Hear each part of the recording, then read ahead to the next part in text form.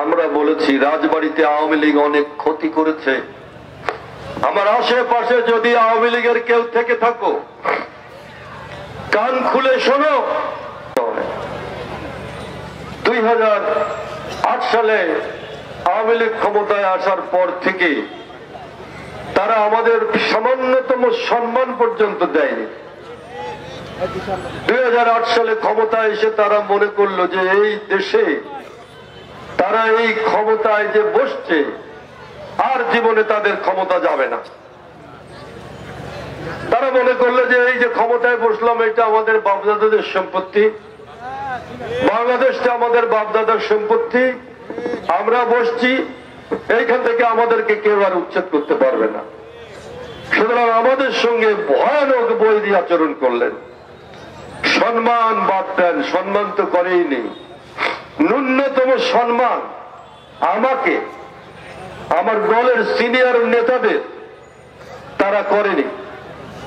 আপনাদের এই এলাকার যারা সম্মানী নেতা, এই যে আমার আশেপাশে দাঁড়িয়ে আছে, আমাদের দলের সিনিয়র পাচুরিয়ার সিনিয়র যারা নেতারা, তাদেরও সম্মান করেনি।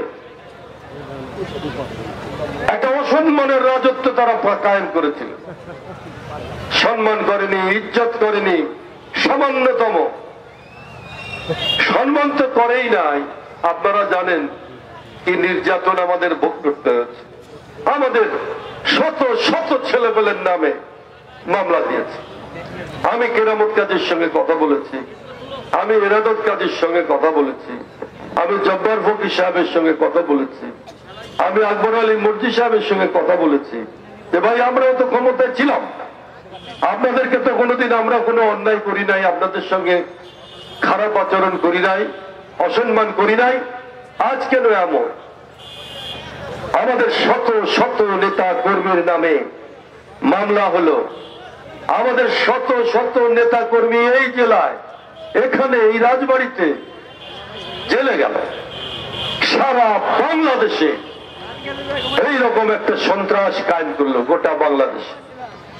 গোটা বাংলাদেশে খালেদা জিয়া, তাকে গ্রেপ্তার করা হলো একটা মিথ্যে মামলায়, তাকে দণ্ড দেওয়া হলো। আমি তার জেলখানায় দেখা করেছি কয়েকবার। বারবার একটা বৃদ্ধ মানুষ, বাংলাদেশের 3 বার প্রধানমন্ত্রী ছিলেন, তাকে একটা মিথ্যে মামলায় জেল দিয়ে আটকে রাখে। খালেদা জিয়ার সঙ্গে আমি দেখা করেছি। খালেদা জিয়া আমাকে বারবার বলেছেন যে এই হাসিনা, তার বিচার আল্লাহ করবে, তোমরা ধৈর্য ধরো।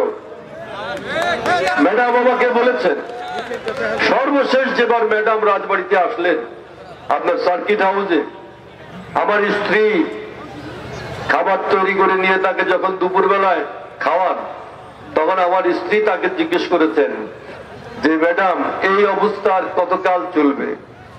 ম্যাডাম বলেছেন যে আওয়ামী লীগ এত হিংস্র, আওয়ামী লীগকে ক্ষমতায় থেকে নামানো খুব কঠিন কাজ, তবে আল্লাহ নিশ্চয়ই এটার একটা ফয়সালা দেবেন, আল্লাহ নিশ্চয়ই এর বিচার করবেন। আল্লাহ সেই বিচার করেছে। শেখ হাসিনা আমাদের আলেম ওলামাদেরকে শাপলা চত্বরে কি নিষ্ঠুর ভাবে গুলি করে হত্যা করেছে, পাখির মতো। আপনারা জানেন, শেখ হাসিনা জানেন এই এলাকার কোন মসজিদের ইমাম সাহেব বলতে পারবে না যে আমরা নির্ভয় ছিলাম।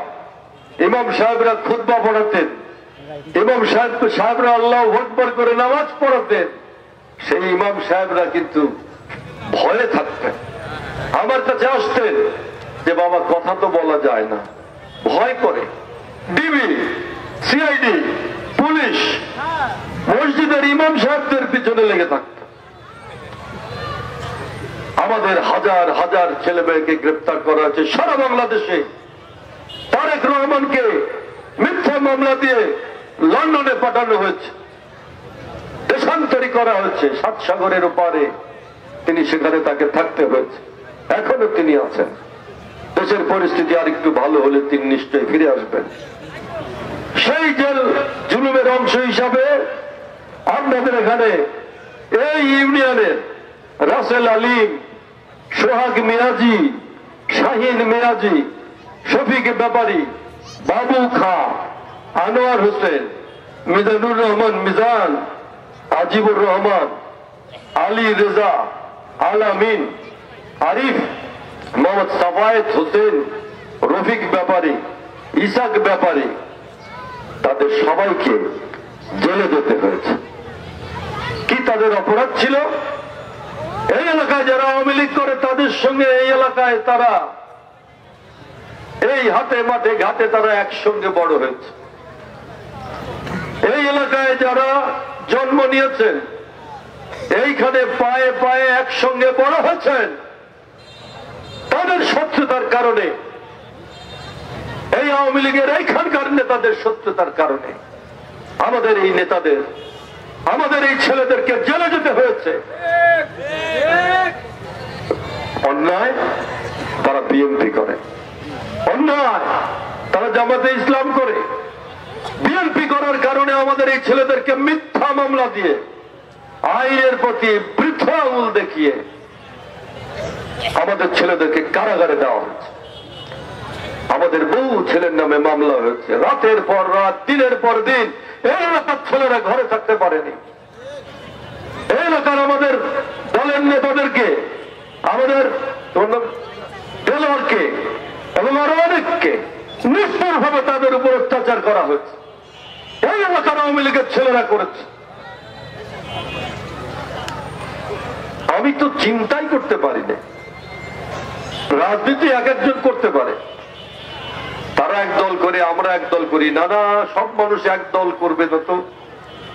কেউ এ দল করবে, কেউ ও দল করবে, কে সে দল করবে, কিন্তু সম্পর্ক এরকম শত্রুতার পর্যায়ে কেন যাবে?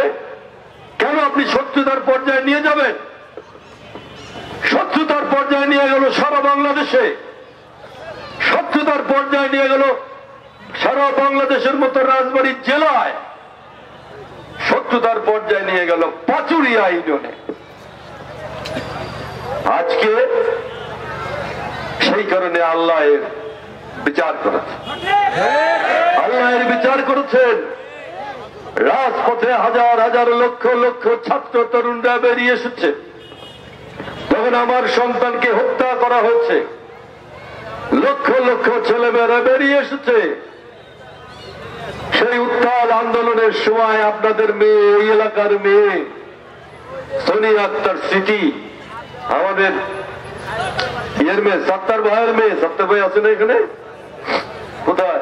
এই যে সত্তার ভাইয়ের মেয়ে স্মৃতি কোথায় গেল? স্মৃতি, আমাদের স্মৃতি শুধু ফেসবুকে একটা কথা লিখেছে যে আওয়ামী লীগের লোকজন এমন কুৎসিত কথা বলে যা শোনা যায় না। এই একটি কথা বলার কারণে আমাদের এই মেয়েটিকে 4 মাস কারাগারে রাখা হয়েছে। মধ্যরাতে ডিবি গিয়ে তার বাড়িতে কড়া নাড়িয়েছে। মধ্যরাতে স্মৃতিকে ডেকে তুলেছে তার ছোট ছোট শিশু সন্তান, তাদের কান্না আহাজারি, সেই কান্না আহাজারি পুলিশ ডিবির মনকে, হৃদয়কে এতটুকু নরম করতে পারেনি। স্মৃতিকে ধরে নিয়ে গেছে, 4 মাস স্মৃতি জেলে। আমি স্মৃতির মামলা নিয়ে দৌড়াদৌড়ি করি।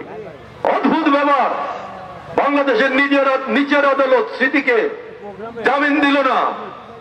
আমরা গেলাম জজ কোর্ট, জজ কোর্ট স্মৃতিকে জামিন দিল না। আমি অবাক হয়ে গেলাম, একটা মেয়ে কি এমন কথা বললো যে তার জামিন হলো না? জজ কোর্ট তার জামিন দিল না। আমি গেলাম হাইকোর্ট, হাইকোর্টে তাকে জামিন করালাম, কিন্তু সুপ্রিম কোর্ট তার জামিন স্থগিত করে দিল। চেম্বার জজ তার জামিন স্থগিত করলো যে না, ওকে জামিন দেওয়া যাবে না। সুপ্রিম কোর্ট 2 মাস তার জামিন দেয়নি। কি এমন কথা শেখ হাসিনার বিরুদ্ধে বলেছে? সেই জন্য সোনিয়া আক্তার স্মৃতিকে 4 মাস জেল খাটতে হয়েছে। আপনাদের এই এলাকার মেয়ে, এইখানে যার জন্ম, এইখানকার মাটি মানুষের সঙ্গে যে মেয়েটা বড় হয়েছে, সেই মেয়েটা, তার সন্তান, তার পরিবার পরিজন রেখে 4 মাস অন্ধকার কারাগারে ছিল। কেন? এই অত্যাচার যারা করেছে তার জবাব এই পাচুরিয়ার আওয়ামী নেতারা দেবে না? দিতে হবে। কেন সোনিয়া আক্তার স্মৃতি 4 মাস জেল খাটলো? কেন আমার এইখানে এতজন নেতা জেলে গেল? তার জবাব পাচুরিয়া ইউনিয়নের আওয়ামী লীগের নেতাদের দিতে হবে। আমাদের সঙ্গে হয়েছে, আমাদের পৌরসভার কাউন্সিলর আমাদের এখানে আছেন, ডেজি মহিলা, রাজবাড়ির মানে উত্তপ্ত রাজপথে মিছিলের সামনে যখন আমার সঙ্গে এই মেয়েটি ছিল, রাস্তায় যখন পুলিশ আমাদের উপর গুলি করলো, রাজবাড়িতে টিয়ার গ্যাস দিল, টিয়ার গ্যাসে আমার বাড়ি একেবারে অন্ধকার। আমি বাড়িতে পরিবার পরিজন নিয়ে থাকি। কেরামত কাজীর বাড়িতে তো কোনোদিন আমি একটা ঢিল দেই নাই। কেরামত কাজীর বাড়িতে আমি কোনোদিন একটা ঢিলের টুকরো দিতে দেই নাই। সেই আমার বাড়ি পুলিশের কাঁদুনে গ্যাসে পড়ে গেল। সেই আমার বাড়ি পুলিশের মুহুর মুহুর গুলিতে আমার বাড়ি। আমি পরিবার পরিজন নিয়ে অস্থির হয়ে গেলাম। সেই আমার বাড়িতে মহিলারা, পাচুরিয়ার অনেক মহিলারাও গেছিলেন। সেই কাঁদুনে গ্যাস, সেই লাঠিচার্জ, তার ভেতরে দেখলেন গুলিতে আহত 100 ছেলে আমার বাসায়। সেই দিন রক্তাক্ত আমার বাড়ি পুলিশের গুলিতে। তার জবাব কি আওয়ামী লীগ দেবে না রাজবাড়ী জেলার? তার জবাব কি কেরামত কাজী দেবে না? 18 সালে আমার নির্বাচন, আমরা দাঁড়িয়েছিলাম। আপনারা জানেন 18 সালের নির্বাচনে কি হয়েছিল? আমরা ঘর থেকে বের হতে পারি নাই। 18 সালের নির্বাচনে আমরা প্রথম সভা ডাকলাম রাজবাড়িতে খলিফাপট্টি চত্বরে। সেই খলিফাপট্টি চত্বরে প্রথম মিটিংয়ে আওয়ামী লীগ হামলা করেছে আমাদের উপর। সেই সভায় আমি দাঁড়িয়েছিলাম। আমি তো ভাবি নাই যে আওয়ামী লীগ এটা করতে পারে, এটা তো আমি ভাবি নাই। রাজবাড়ী শহরে আমার জন্ম, আমি ওখানে বড় হয়েছি, আমি ওইখানে কলেজে পড়েছি, স্কুলে পড়েছি, আমি ওইখানে বড় হয়েছি, আমি ওইখানে স্কুলে পড়েছি, কলেজে পড়েছি, আমি পৌরসভার চেয়ারম্যান হয়েছি বারবার, আমি এমপি হয়েছি। আমার সভায় হামলা করবে আমি ভাবি নাই। আমি কোন জায়গায় গেলে, রাজবাড়ির কোন জায়গায় গেলে সেখানে কেউ আঘাত করতে পারে, ঢিল দিতে পারে, আক্রমণ করতে পারে, এ তো আমি ভাবি নাই। তাই হয়েছে। সে কি অবস্থা! সেই দিন খলিফাপট্টির চত্বরে মুহুর মুহুর আক্রমণে আমরা বিপর্যস্ত হলাম। তার সঙ্গে পুলিশ, তার সঙ্গে বিডিআর, তার সঙ্গে র্যাব। তারপরে একদিনও আমাকে ঘর থেকে বের হতে দেয় নাই। তারপরে একদিনও আমার নেতাদেরকে নির্বাচনের কাজে ঘর থেকে বের হতে দেয় নাই। সেই জবাব কেরামত কাজী দিবে না? সেই কাজীরা, সে তার জবাব পাচুরিয়া ইউনিয়নের নেতারা দেবে না? দেবে।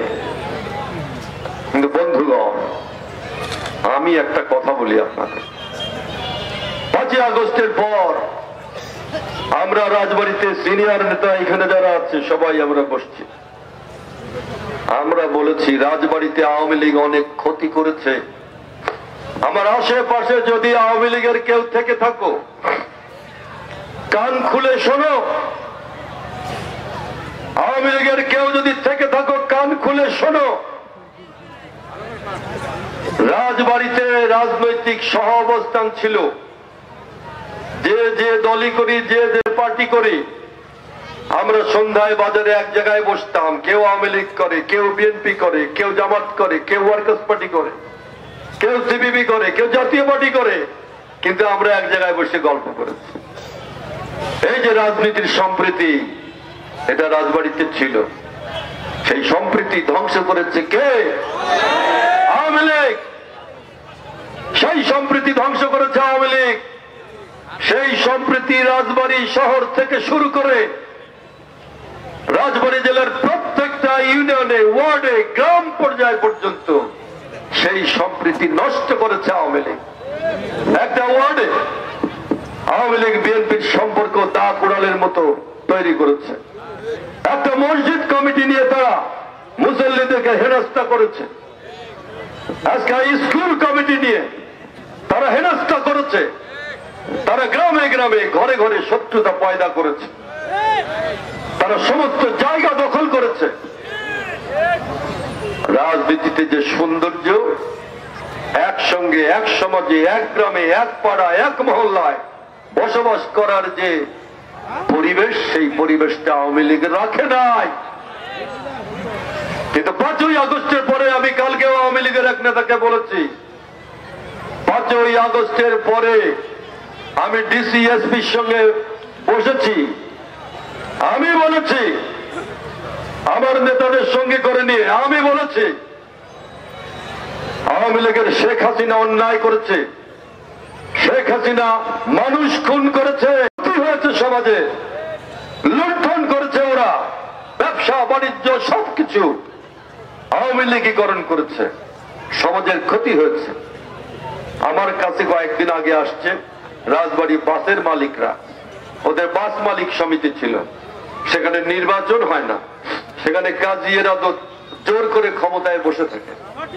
আমার কাছে আসছে যে ভাই, আপনি আমাদের সভাপতি হন, নাহলে আপনার ভাইরে দেন, নাহলে আপনার দলের লোকরে দেন, আমরা বাস মালিক সমিতির সভাপতি করি। আমার কাছে আসছে প্রেস ক্লাব, বাজার, চেম্বার, শিল্পকলা, বিভিন্ন সংস্থা আছে না। আমি বলছি ভাই, সবকিছু নিয়ে রাজনীতি করার ইচ্ছা আমাদের নাই। ওই স্কুলের ম্যানেজিং কমিটিতে আমার যেতে হবে। কেন? ওই স্কুলের ম্যানেজিং কমিটিতে যেতে হবে। আওয়ামী লীগের নেতারা ওই সব স্কুল কলেজের ম্যানেজিং কমিটিতে ঢোকে, মসজিদ কমিটিতে ঢোকে, হাট বাজারে ঢোকে, টেন্ডার কমিটিতে ঢোকে, সমস্ত জায়গায় ঢোকে, নিজেরা ঢোকে, নিজের ভাইকে দেয়, বউকে দেয়, বেটার বউকে দেয়, মেয়েকে দেয়, ভাইস্তেকে দেয়। কেন? আমি বলেছি যে না, সমাজটাকে ঠিক করতে হবে, যার যার কাজ সেই সেই করুক। মসজিদ কমিটির সদস্য সভাপতি কে হবেন, মসজিদে যারা নামাজ পড়েন তারা ঠিক করুক। ওখানে আওয়ামী লীগ নামাজ পড়ে, বিএনপি নামাজ পড়ে, জামাত নামাজ পড়ে, সব দল নামাজ পড়ে, ওনারা ঠিক করুক। ওই বাসের মালিক আপনারা যারা, আপনারা ঠিক করেন কে হবে বাসের সভাপতি। ওইখানে আমাদেরকে, আমরা যাব না। যার যার কাজ, যার যার পেশা সেই সেই করুক, আমরা বলেছি। প্রত্যেকটা জায়গায় যার যার কাজ তাকে করতে দিতে হবে। যার যার কাজ তাকে করতে না দিলে সমাজ ক্ষতি হয়, রাষ্ট্র ক্ষতি হয়, আমাদের পাড়া মহল্লা ক্ষতি হয়।